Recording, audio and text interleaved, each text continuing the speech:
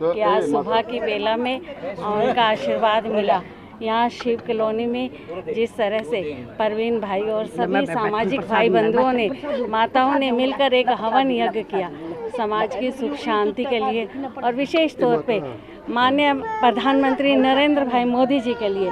क्योंकि जिस तरह का भाव निकलकर लोगों के बीच में निकल कर आ रहा है कि किस तरह से उन्होंने देश की सेवा की है। कल से हम जिस तरह से एग्जिट पोल देख रहे हैं तो पूरे देश में से एक भाव निकल कर आ रहा है कि नरेंद्र भाई मोदी जी न केवल लोकप्रिय नेता है परंतु लोक हितकारी नेता भी हैं। उन्होंने लोगों के हित के लिए जिस तरह से योजनाएं चलाई है, लोगों को आगे बढ़ाने के लिए, विशेष तौर पे जिस तरह से पहले की सरकारें कहती थी गरीबी को हटाओ, और उन्होंने कभी गरीबी को हटाने का प्रयास नहीं किया। वास्तव में ये प्रयास किया तो भाई नरेंद्र भाई मोदी जी ने किया,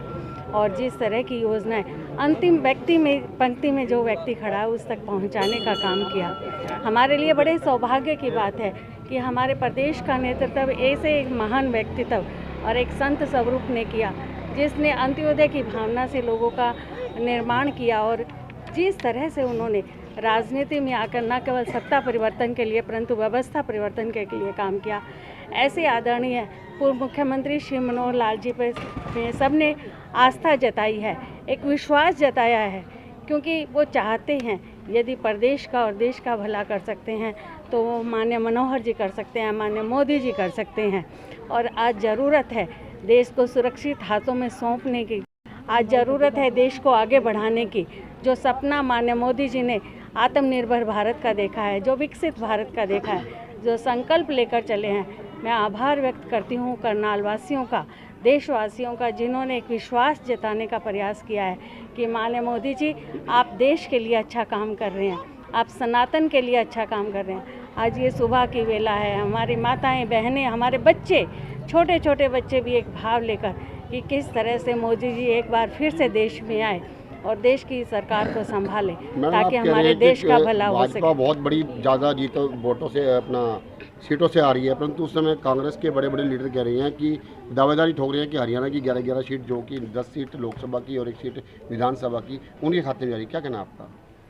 बिल्कुल, मैं ये कहना चाहूँगी कि एक लक्ष्य लेकर जो भारतीय जनता पार्टी का कार्यकर्ता, भारतीय जनता पार्टी का हर सिपाही ले कर चला था, हरियाणा की जनता ने और देश की जनता ने एक विश्वास जताया है, और मैं विश्वास करती हूँ कि हरियाणा की एक एक सीट भारतीय जनता पार्टी को समर्पित होगी।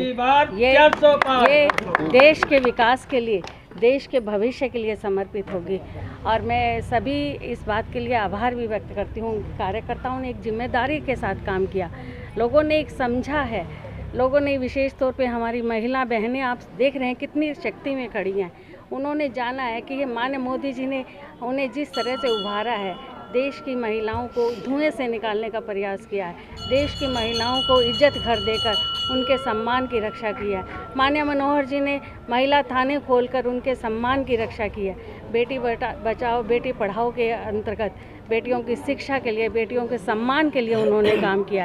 है। जिस तरह से लोगों ने विश्वास जताया तो कहीं ना कहीं उनकी बौखलाहट है कि ये हमारी पूरी सरकार